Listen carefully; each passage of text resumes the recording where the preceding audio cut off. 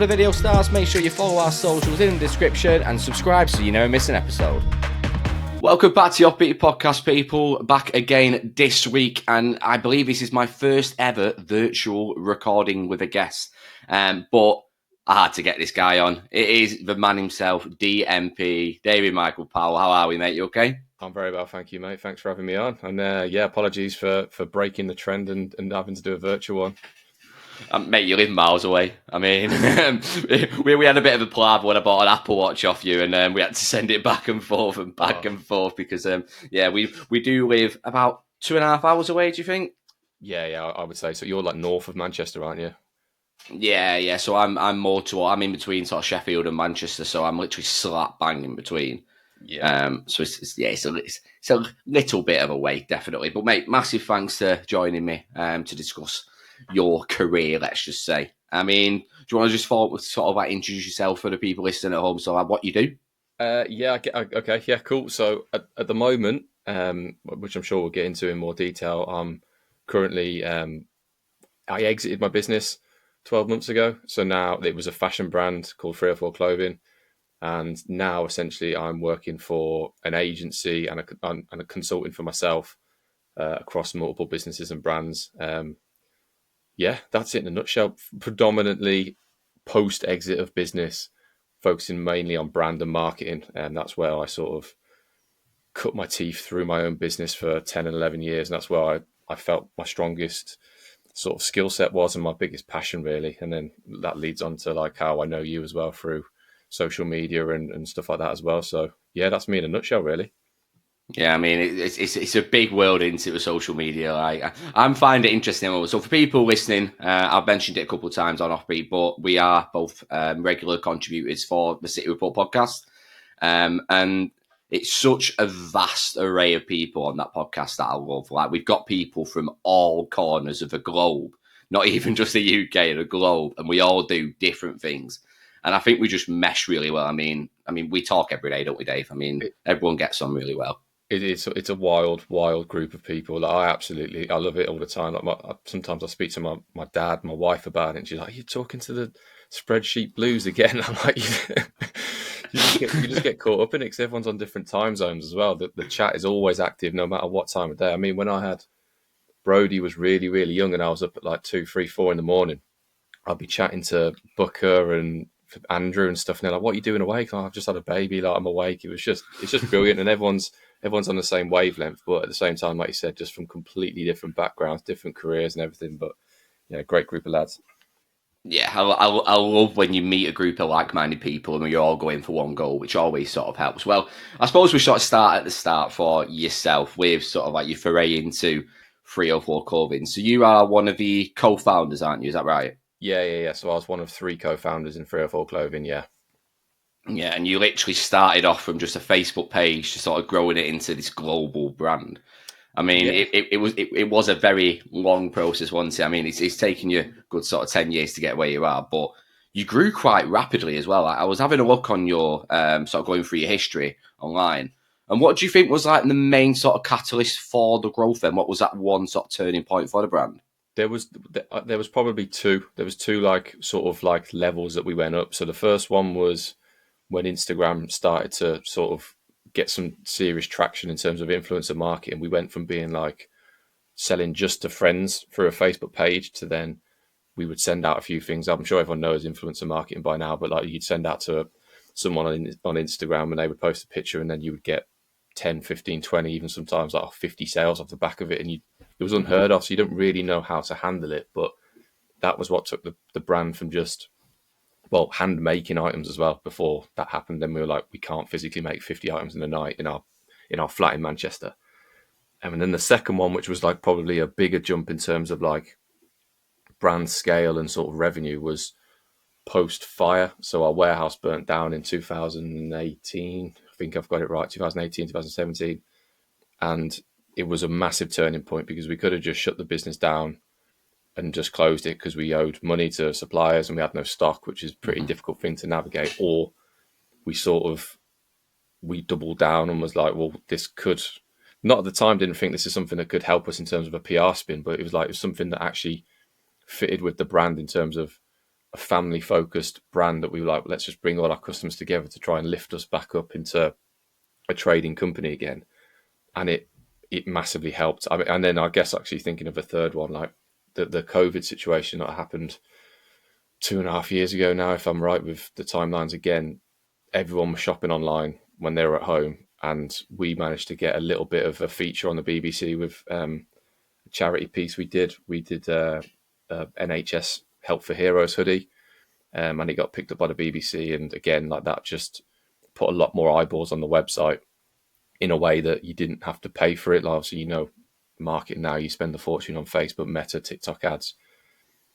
It was a really nice thing we did. We didn't really think anything of it at the time. We just thought everyone was outside clapping for people outside. And we're like, well, it's a lovely thing to do, but it's not really going to help the carers and the NHS. So we wanted to give some money to them, and we launched a hoodie. And then, I mean, our website hits just went through the roof from that point onwards. And that was probably the third step up again. But yeah, it's mad thinking back over the 11 years, to be honest. Yeah, I mean, it sounds like you had a few sort of make or break it sort of moments, which I suppose comes with every big business. Like, you could have easily just sort of stopped at any point, especially because you literally started out. So it was just sort of three friends. Did you go to uni together? How did it sort of work with you three? Yeah, so it was a strange one. So I played football for university at Liverpool, where I went to, and I guess starting right at the beginning. So I live in Birmingham, like south of Birmingham. Christmas Eve, was out in a nightclub. I looked to my right, and there was a lad from my uni who was 2-3 years older than me. And I was like, "What the hell are you doing in this like random town nightclub?" And he's like, "I live here." And I was like, "You what?" And like we'd been playing football together for like 2 years in different teams. And I was like, "That's mad." And then the other lad that we started with was actually in a year below me, and he played for Worcester County in a year below me. And he knew of me, I didn't know of him. So then we sort of bonded in our final year of uni, became quite close through just being Brummies, I guess, if I call myself a Brummie. You're going to get people commenting now being like, Brummie? Yeah. Nah. Yeah, I'm a Welsh Brummie that supports Man City, so make sense. And then, yeah, after university, we all just sort of like, well, where should we go and live? And we picked Altrincham randomly, and moved into apartment 304, and that's sort of where it started. Nice. So I suppose it's got that, because you were saying about your brand about having sort of that family feel and sort of having that homegrown feel. Well, I mean, the name of it says everything. It's the name of your old flat. Like, it's literally in the roots of that. You had a bit of a sort of rebrand, didn't you? Sort of midway, you sort of changed your name. What was the reason for that? Partly because it was just through me being slightly bored in terms of how it looked and how it sounded. We were inconsistent across all our social media channels, which again, from like an OCD perspective, it just used to wind me up. We had 304 Revolution, 304 clothing website. We had 304 clothing hashtag before hashtags became something that you could use to get views. We put it in our name. We were actually 304 hashtag Revolution. So then when we were like using our name, obviously you can imagine it in Twitter, it would say 304, then it'd be hashtag Revolution would be the clickable bit, and we're like, this doesn't make sense anymore. And a good friend of mine he's a graphic designer in Leeds, and I went to college with him actually before university, and I said to him, "Do you want to do this project of rebranding 304?" And he just got it straight away and was like, he then sort of laid the foundation of what 304 looked like, just super, super easy. And we just went to calling ourselves 304, and the website was 304 Clothing. And that was it, really. Wanted to look a little bit smarter as well. It was very, very American slogan based to start with. And the brand sort of developed a little bit as like we got older, three lads. We weren't really wearing as many slogan based T-shirts as we once were when we were like really early 20s. So we just wanted the brand to sort of grow up a little bit.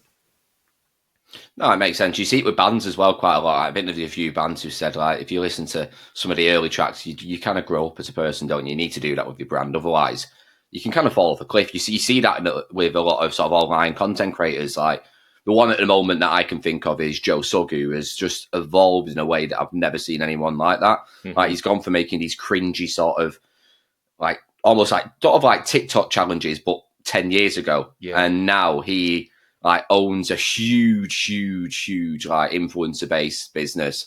He's currently like making daily vlogs. He's just gardening. He's just being a regular sort of nearly 30-year-old man, which is like great. So Do you think that's sort of been very helpful to your success, sort of like your ability to evolve and grow? Like you're not scared to sort of make them big changes? Yeah, 100%. We always said that one of like the main things of the brand and the people that worked for it was like we we had to face so many challenges and problems and hurdles that it became sort of routine to just always look for either a solution or the next step. We could never sit there and just be content with what we were doing. We're always thinking what's next, because usually we were forced to think that way. Over the years, especially for the brand being, if anyone doesn't know, it's men's, women's, and kids, so it's quite a broad offering for a bedroom brand. We faced like hurdles when we were going into like retailers and stuff, being like, how do we actually pitch the brand when it appeals to so many different people, so many different age ranges, so many different demographics, that maybe sometimes we went a little bit too far in one direction to try and appease what we thought people wanted from the brand, rather than sticking to the roots of being like, this is actually what we started it for, this is who we were targeting. But life's lessons, aren't they? Business lessons that in hindsight maybe we would have done some things differently, but that's just normal. Yeah, of course, and it sort of shows in the success of it as well that you've been able to sort of evolve and adapt to every single situation that you've had as well. I wanted to talk about sort of like going in and pitching to the retailers, because you've had a few sort of big deals within sort of the 304. So the one that sort of strikes out to me is probably the ASOS one. So how does it work, sort of going in and pitching to these huge like online like platforms and sort of being like, we're 304, this is all about? How does it sort of work for yourself? The way it worked for us was we had agents that sort of helped pitch the brand to these retailers. So usually a fashion brand would have multiple agents in different countries, and then the buyers would go see multiple brands, like the stuff, and then place an order. We were a little bit different, because for the ASOS one, that was partly how it worked. And then 304 was always slightly different to all the brands that were out there at the time. And that worked in our favour sometimes, and it worked against us sometimes. We'd go into a meeting with ASOS and they'd be like, really like the brand, but we don't know who would buy it.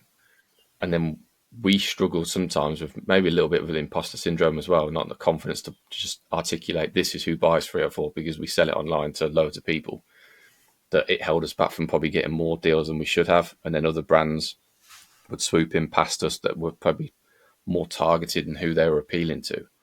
But it's a pretty normal process. You can go in there with, if you're a small brand at the time like we were, with a suitcase worth of clothes and a PDF with all your styles, and show them what they can pick from. Or the bigger brands out there, they have showrooms and agents that people go to go and place their orders with up to like 2 years in advance. So it can be a long process sort of getting these big deals. So how did it work with the freebie? Well, because obviously your sort of sole job and sort of the focus you had was on the marketing and obviously the social media and working that way. What about the other two lads then? Did they sort of set up did you have like a sales guy, or how did they work? So when we first started it back in 2012, we were all in full-time employment at the time. So I was an architect in Manchester. Sean was a PhD doctor in medical science, and then Joe was a physiotherapist. When the brand went to a point of being full-time, I exited first into 304. Joe actually left altogether. He didn't want to carry it on and move to America, so he never really took that step to having a full-time role within the brand. And then Sean was the CEO of the business, so he ran finances, the operations, the sort of running of the company, so to speak, while I focused on initially designing, marketing, brands, outreach, all that sort of stuff. Before we then eventually started hiring people who then filled in more specific job roles, like you just said then.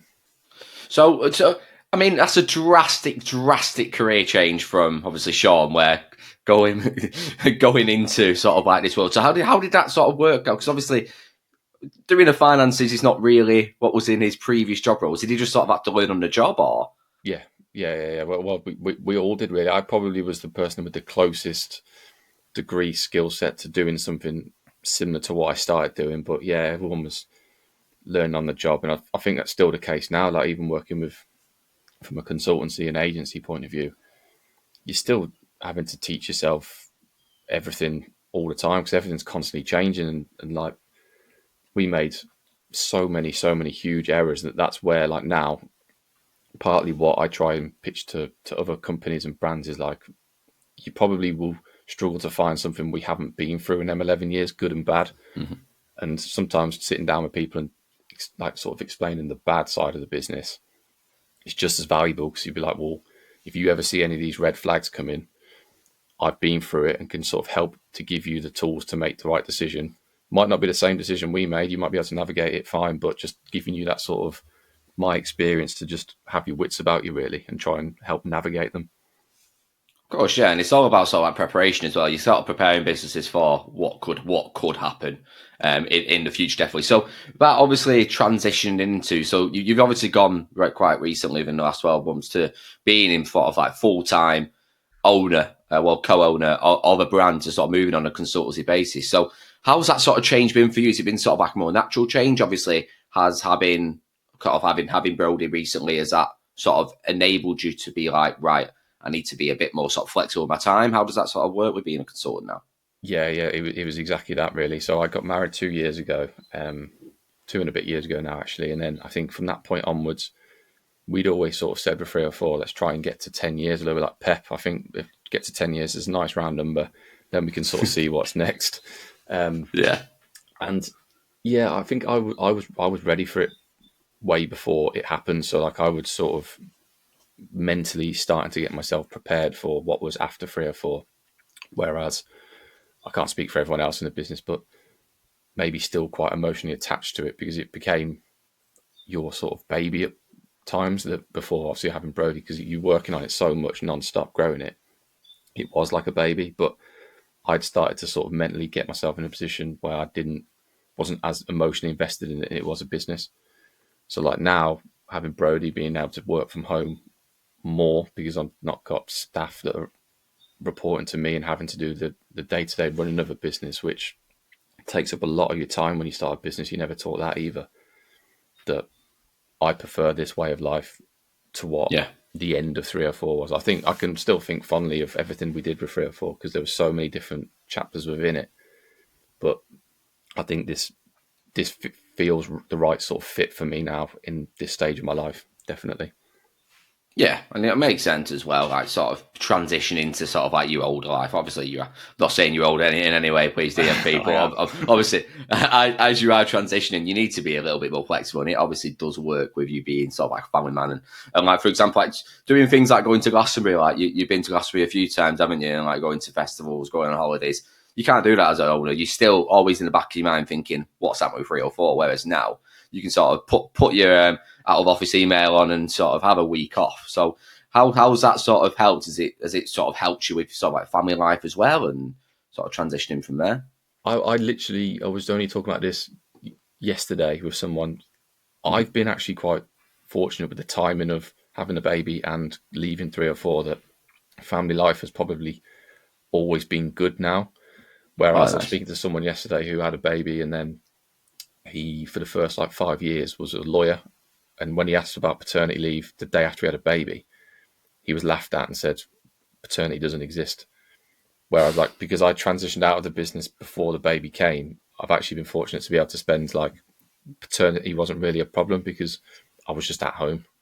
And then obviously things like going to Glastonbury with Brody and stuff, me and my wife, she's self-employed as well, that it's the main thing we want to do really, is spend time with the baby, so, or toddler now, I guess. So that is the main job for us both. And like you've seen it, I've missed out on so many slots with the City Report podcast and stuff because I'm like, I'd clash him at bedtime and then I'm worried about waking him up and stuff. But as much as I'd love doing things, I'd always prioritise the time with Brody and making sure that that's sort of my main focus. So yeah. Is that sort of like the main focus of obviously your foray into like podcasting now? So for people who don't know, you now are on you're the owner of sort of a Diary of a Daddy-O. Great name, by the way.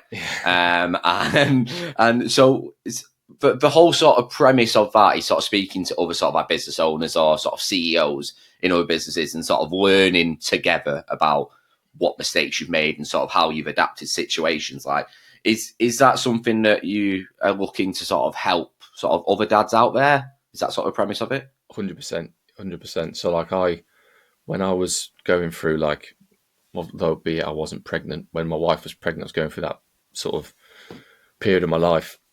I was still within 304 and I was still having to go to the office and then still feeling guilty about not being able to help as much at home. And then if I'd have stayed in 304 and had to go back to work and leave Brody and put the pressure on the wife looking after him all the time, I couldn't find anything of like coping mechanisms from a mental point of view or even physical, like boundaries, things to do to try and help in those scenarios. So like I was chatting to a friend who had a baby about 2 months before me, constantly on WhatsApp audio, and we were, well, what do you do in this scenario? Like, what have you done? And before we knew it, we were both like, well, we probably should just turn these voice notes into a podcast. And we tried it and thought, well, we could try and bring dads together that are probably a little bit worried about talking about it. An example is literally my dad listened to episode 3 yesterday, and then he sent me a message and told me about what he used to get upset about when obviously I was a child, which I didn't know about. And it's like those kind of just, you just want it to be a bit of a safer place for blokes to come on and be like, this is what I went through when I had a baby, or baby 2, baby 3, and this is what maybe I'd hoped I had a place to talk about it to a friend or someone at the time, because it might have helped. And then dads, I'm hopefully do some meetups with dads in the future and we can all get together and have a conversation, hopefully help each other out. Because everyone's at different stages in their parenthood. I was talking to the guy yesterday who had a 12-year-old and an 8-year-old, and some of the things he was saying are true to me right now. And it's like, it's the experiences they don't have a timestamp on them. They seem to be the same for everyone. So hopefully it grows. I'm going to give it a bit of time and a push. Yeah, I mean, it was great. So I obviously, my first listen was with the episode with Ollie K, obviously, just because I know both of you. And as someone who is not a dad yet, but potentially will be quite soon, because obviously I'm turning 25 in April. I'm getting to that stage in my life now where kids are going to happen soon. Mm-hmm. And it was great to listen to as someone I'm a bit naive to the thought of it. Obviously, I've got no idea what it'd be like, but I was listening to it and I was like, that is something that I can use in the future. Like, the way you probably think about it at the moment is sort of like you're looking after the dads together who are at the moment dads, but you're also sort of building a platform for people who are going to learn to be a dad soon. Yeah. They can look back and be like, right, I'm in this situation now. Let's listen to the podcast, see sort of like, have they ever dealt with the situation as well? So that's the best thing about internet, isn't it? As soon as it's out there for the masses. Like it baffles me when I'm looking at my YouTube analytics and I'm like, I've got 200 views in the last month on an episode I did a year ago. Yeah, I was like, why are you listening to that now? it baffles my head, and it's something that I've had to sort of learn as well doing this, where views don't come at once. Like, you need to just put it out there and see what happens. And obviously, with you doing your studio, like, you are now transitioning to sort of teaching brands about that, because you've had millions and millions of views, clicks, likes, follows across all your channels. Is that sort of the premise behind sort of like Lead the Group as well? So obviously you're now moving into that foray as well. Is that sort of promise of sort of teaching? Yeah, exactly that. I quite like the idea of doing something, proving to myself that I can do it, which is obviously important. Like we said earlier, like learning new skills is always something that I like to do, because it keeps you sharp, doesn't it? So like with the TikTok thing and like trying to get views and grow pages and stuff, it's like 304 grew so quickly in the early days and then became quite heavily reliant on paid advertising. I wanted to sort of say to myself, I can go and build another page community again and again.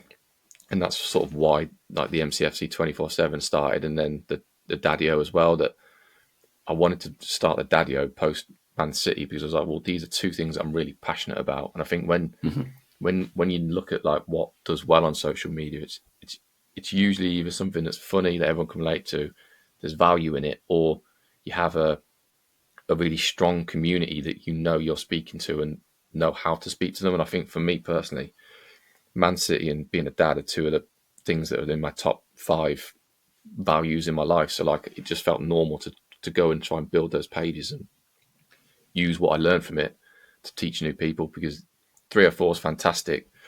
But we cut our teeth for 304 social media and stuff a long, long time ago. So when people say, "Oh, how did you start it?" You can't really start a brand that way anymore. You can't start a brand with no money anymore. Like we started with nothing. If someone does fantastic, well done to them. They can teach me, but these days it is so difficult to start a brand, a clothing brand specifically, with no money, because the tools are sort of, there's algorithms in the way of helping how we started. We didn't have algorithms to sort of stop us.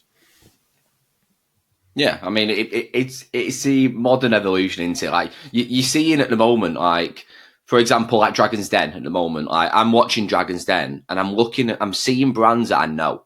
Like for example, like that Looks Collective. I've followed them on TikTok for ages. I know exactly what they're all about, and yet they're still going on these sort of shows like Dragon's Den. Sort of they're using it more as a promotion tool nowadays, rather than these sort of humble startups where they've had nothing and moving on to sort of being this big time business. But it can't happen nowadays. You need to have the money and that support behind you, definitely. Did you ever, so with like 304, going back to that, were investors sort of like a big part of sort of like 304 and helping you grow, or was it entirely self-funded? It was entirely self-funded up until the fire. So it was one of the reasons why Sean came into business after me, was he was still working his full-time job to sort of help subsidise the brand and my wage to just be able to work on the brand. Then when the fire happened, we didn't have any insurance on the actual situation that happened. So we were in a third-party logistics warehouse, so a company that ships all our stuff for us. So they managed to do an insurance claim, but it took well over a year. So we had to get some sort of finances to help us just double down, like I said earlier, and actually start trading again. So we took some investment at that point to just get some clothing into the business and marketing spend to just try and go again. And I guess that it helped, because we had to physically buy stock. Our suppliers were like, well, you owe us for the stuff that's been burnt. We can't now just make more stuff for you. This a faceless person on an email in Turkey, like they're not going to trust, as much as we try to build really good relationships with them. They're not going to trust us enough to be like, okay, well, we'll order another £200,000 worth of stock. It's just a lot of money. No one's going to do that. So yeah, we did. And it has its benefits and it has its flaws with investors. Like whether it's something I do again, I'm not sure.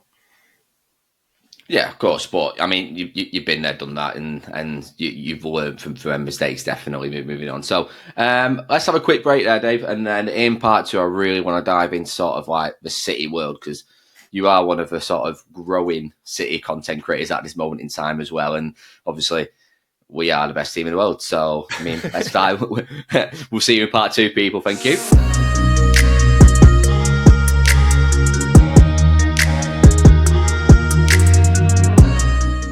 Part two, and we are back, people. If you are listening on YouTube and it's your first time here, please do subscribe to help grow the channel. Make sure you never miss an episode. Hit that notification bell, and if you are on Spotify, if you can give me a 5-star review, that would be fantastic to help push your content out to more and more people as well. So we alluded to it quite a few times in that first part, but the reason why we do know each other is because of the big sign in my background right there. It is about Manchester City and the Blues. So you are a season ticket holder, and you have been for quite a few years, haven't you? Is that right? Absolutely, yeah. So season ticket holder since I think it was 9 or 10 from memory. When I lived in Wales before being 9, like age of 9 and 10, I used to go quite regularly with my dad, but it was just random tickets here and there. Yeah. And then when we moved to Birmingham, I think that was maybe one of the sweeteners that my dad convinced to try and keep us happy for moving from Wales. Was like, we'll get you a season ticket. And yeah, I've never looked back.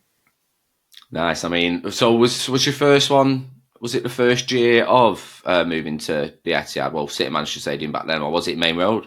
Main Road. I used to have a season ticket at Main Road, definitely. I remember having the books and like ripping the tickets out and parking up and having fish and chips outside the ground and things like that, and walking to it. Platt Lane, used to go there for a meal before the games and stuff. Yeah.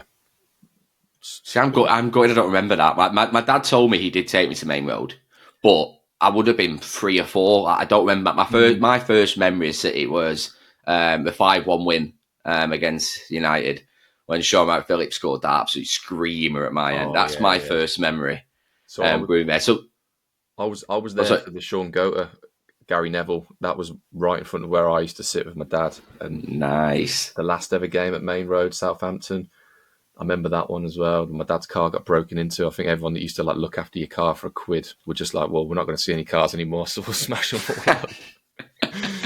Yeah, some crazy that's the old school football I love, where you had to. It was always a case of they come over to you and you'd be like, oh yeah, do you want us to look after your car? It wasn't a do you want us? It was a give us some money or we're gonna smash it up or do something to it. 100%. It was always, especially sort of in and around that area, Manchester.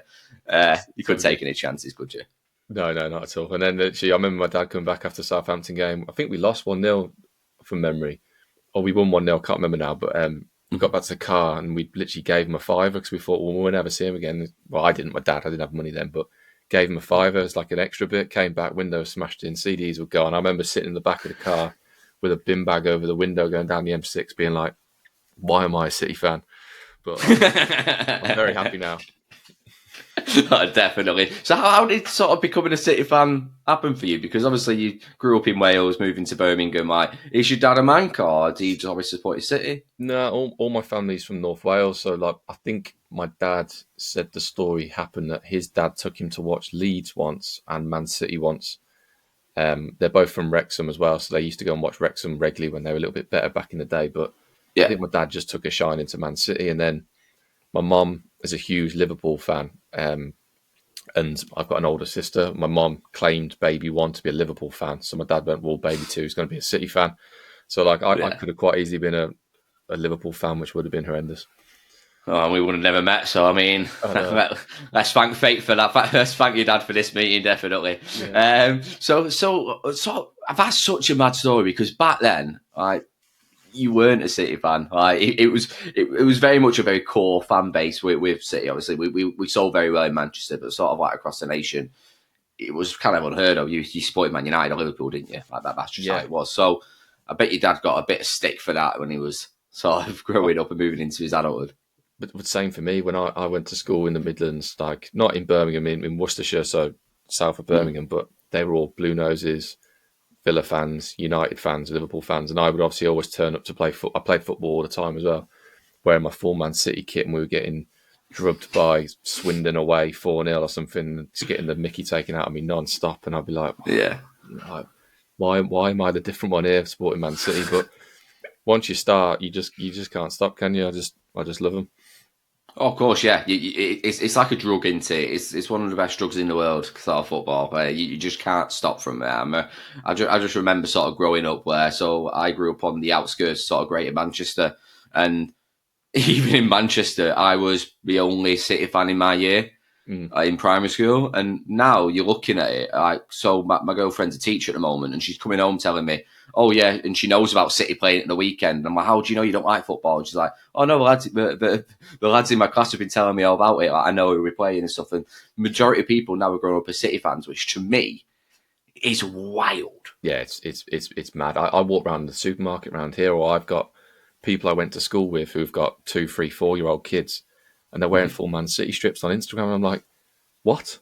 You're from the Midlands. I went to school with you, and your kid's now supporting Man City over Villa and Birmingham and stuff. It is wild, but yeah, global brand, aren't we? Yeah, we are a global brand now. That's definitely a way to describe us. So, speaking of sort of like being globally recognised, I mean, you on TikTok and Instagram do very well. Let's just say that. Like, you've got thousands and thousands of followers on TikTok alone. So, what was that sort of inspiration for? Like, was it just sort of like, I wanted to do something a bit fun for the team I love, or like, what was the inspiration for? I think it was partly why the City Report podcast is so good and bringing all the lads together in the WhatsApp chat, that because my dad lives up in Manchester, so I chat to him on WhatsApp and stuff, but I have no friends that support Man City, like not one. So like, I always felt like I was missing out a little bit, going like, you'd hear like, I don't know, Blues get to the final and they take a massive coach of all the lads go down having a few beers and stuff. Yeah. I never had that. So then when we were going out to Wembley and stuff, my dad would pick me up on the way down. We'd watch the game, go back. Don't get me wrong, there was unbelievable times. I wouldn't change it for the world, but I never had the opportunity to speak with your mates about football, which is different to speaking to your dad, of course. So I was like, well, TikTok's there. I'm quite an introverted person. Was starting to think about the exit from 304, and I was like, I can just talk to a camera, which is a skill I want to learn. Love Man City, find it easy to talk about. let's just give it a go, and just started doing it. Literally just giving my opinion on how much I hated Liverpool, how much I loved Man City, and it sort of just grew from there. And I started to see, if you post consistently to TikTok, they reward you quite quickly. So then it just became quite addictive to be like, well, I want to make more content because I'm starting to see traction, starting to see Man City fans talking to me, and then I'd be talking to them. And then luckily, I think that's where Amos saw me and was like, do you want to come on the City Report podcast? And then I was actually speaking to people with faces rather than just names on TikTok. But yeah, that's how it started. We had no sort of desire to grow it into anything other than just a place to chat about Man City.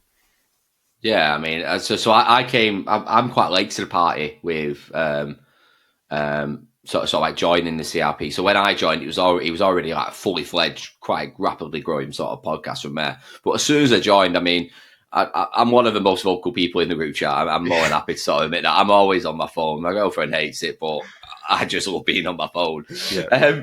But we was discussing in the first part as well about how different everybody is. And I just love that. Like, we are polar opposites with life, football views, how we think football should be played, how we think clubs should be run, how we think how players sort of play. And I love how we have debates in there every day.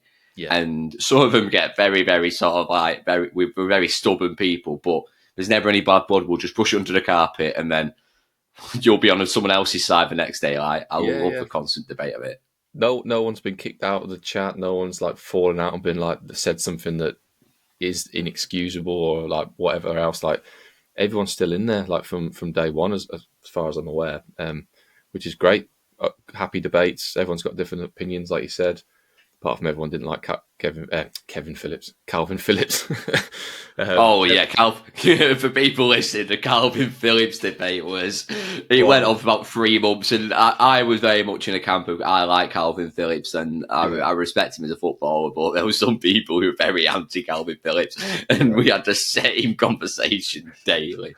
I was like, listen, brilliant. But yeah, it's class. It's like that's probably what I hoped maybe TikTok was going to be for me, just a place where like you'd met people that liked Man City as much as I did, and then be able to have a chat with them and stuff, which has happened a few times since I've been up to the ground since starting the TikTok. And I'd have a beer in one of the pubs on the way up, and someone would recognise me from the TikTok and then have a chat, and I'd be like, this is brilliant, because this is sort of why I wanted to do it, to just be able to speak to people rather than just go to some random person and being, do you want to talk about how much we used to love Nicholas Anelka or something like that? That's so class. Like, I like it sometimes. So like the people who, like, they're my friends, but like I don't speak to them regularly. Like, I'll just see them on a night out, I'll just see them here there, and then they'll just mention something about one of the episodes. And like the people I've met through doing this is mental. Like, I'm really good mates with like some of the bands who I love to listen to, and like I'll just be texting them randomly, and then I've met people from like the biggest podcast in the UK. Like, I'm able to sort of call them mates now, and it's just it's mental, sort of like the interactions that you can have and the places can take you. Like, what's your sort of like goal for City? Do you have a goal for sort of City content then, or is it just a case of I'm enjoying the wave, like riding a wave, like I'm happy being here? Yeah, no, exactly that. I would love to be able to get involved with the club in some form and some capacity again. Like when I was an architect back in the day, I worked on some of the designing some of the bars within the stadium, which was amazing. So obviously combining passion, work and social media would be fantastic. But if it doesn't happen, it doesn't happen. I just love filming when I'm at the ground, showing City fans new kits and stuff like that. It's just something I'd probably be doing anyway. So I might as well put it out and see if anyone wants to chat about it. And obviously recently launched that 9320 store to try and combine my knowledge of merchandise, e-commerce with Man City to try and obviously get some funds in for the City Report cast lads to help keep growing that as well, because like podcasts don't run for free today, as you know, and I know with the Daddio there's costs involved outside of just your time that you have to contribute to it. So yeah, anyone wants to check that out, there's some good designs on there. Yeah, definitely. I mean, the links will all be in the description, definitely. But yeah, do check it out. It's been something that we've been very excited for and sort of a little bit giddy, I'd probably describe it in the group Yeah. chat, where there's designs flowing around there. I mean, there's people throwing puns left, right, and centre. It's like everyone, it's like everyone saying, pick me. Like when you're in a school playground and it was like, yeah, pick my design, pick my design. Like it is great. But we are all like minded people, so we get on. We're able to give that honest feedback, which I also love about that group chat as well. I mean, for me personally, I've thrown in some thumbnails before now because I've got my graphic design knowledge is minimal, if not none. Like I've got no idea what I'm doing, so I'm able to just have that safe group where I can throw a thumbnail in there and be like, "What's this? Like, how do I make this better?" And then we've got people who do it for a living, do it for just fun, throwing ideas, which I love definitely from the group chat. So yeah, if you are listening, make sure you do check out the 9320 sort of website. Cop yourself some exclusive, fantastic City merchandise, definitely. I mean, you are modelling one right there, aren't you? You got one of the hoodies on? Yep, got it on now. Representing as always. Representing as always is fantastic. It's exactly what you want, definitely. So to sort of end off on sort of like you as a person, then, because I find you fascinating, myself, DMP, and sort of like your career and sort of how you work from there. Questions about sort of like things that you could possibly do. I know you said about working with the club. Would that be on like a presenting role, like sort of like how FG and obviously Steve have sort of moved into that? Would that be something that you'd be sort of open to moving forward, or? Uh, right now, no. I'm very very introverted when it comes to being like with people face to face. So it'd be something that I would have to really put myself out of my comfort zone to be able to go and do that and learn that skill. I at the moment I really like sort of making stories and documenting stories. So like I feel like if I had the opportunity with City, it would be like sort of behind the scenes content on match day, which might be Nice, quite yeah. difficult for City, or even just like new product launches and stuff. I've got a lot of experience in showing the story of products, but again, whether that's actually something that's doable with them being sponsored by different people, I don't know. But it'd probably be more down that route of sort of that content showing to the fans that can't get to the ground, because we have, what is it now on Instagram? Like, is it 60 million fans on Instagram? Yeah, Like, it's unreal. Like the amount of fans that are on there. Like you're seeing it all the time. Like you see them like pop up on the when we're at the games. Like all these messages popped up on the screen, being like, "Oh yeah, coming in from like Tampa Bay," and you're like, "What? Like, why are you watching this?" Like it still fathers me that a small, the second biggest club in Manchester, as people like to call us, yeah. now a worldwide following. But It's mental. it's mad they got 60 million followers, if I've got that right, but they only have one Instagram channel, which they could quite easily show more to more people who are interested in more stuff. So like, but I'm working with a company at the moment where you can actually like sort of scan a microchip in a shirt when a player scores, and then it will give you exclusive access to merchandise from Nice. them, content from them, and like stuff like that on match days would be insane. But they've only got one channel, so they can only put out so much content per day on it. That I'd love to get involved, but we'll see. Well, I mean, we can hope and see. I mean, we've seen weirder things happen, definitely. I mean, like, and also the best thing about City at the moment is the fan led approach that they're going. Like, for example, you've got Natalie Pike, blue. You've got Fanzone Danny, blue. You just got the whole sort of team. So I interviewed Braden Bent. He's just literally a blue. Like, met him and his dad. His dad was telling me all stories about how he used to go home and away. He's just a blue. Again, FG, again, just another blue. Steve, again, you've just got people coming left, right, and centre of like sort of growing the content. Because what I find mental about City as well, and what we'll sort of end off is sort of like we don't have any sort of like big media channels, whereas you've got obviously the Anfield Wrap, you've got sort of like all the United stuff on there. Like there is a place for sort of City to grow in there, and I'm sure we're going to do that, aren't we? As a City Football podcast, definitely. Yeah, that's it, mate. Hopefully there's enough of us now. There's a tribe that we just sort of just keep growing, and we'll see where it goes, I guess. We're a tribe who moves forward, definitely. But yeah, massive thank you for sort of coming on and sharing your story with me as well, Dave. Finally, can you just shout out all your socials so people know where to find you? Bloody hell. I was going to say, right, so we've got another 50 minutes left of recording. Let's get all 2,000 socials. So I guess Instagram personally _David M Powell. My work is DMP Studio. The football one is official MCFC 247, and then the store which we just launched is 9320 Store. You can search them across Instagram and TikTok, and they'll all come up. And like Luke said, they'll be in the bio, I'm sure, to click direct as well. I can't wait for these pop-ups, So I always put a pop-up on people's socials. Yours is going to go for the whole duration of the video. It's going to keep going round and round and round, definitely. Yeah. But mate, yeah, massive thanks for coming on. Go and show Dave some love. He's done me a massive favour for coming on here on his Sunday morning where I've had to take him away from his loving family life and sort of interrupt his day. But mate, massive thanks for coming on. Thank you. No, thank you for having me, mate. And yeah, we'll get you on the Daddy-O one day for sure as well.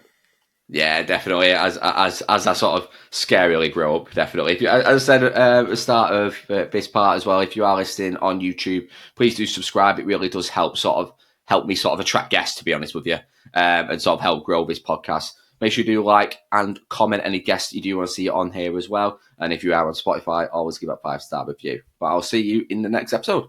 Thank you. Cheers.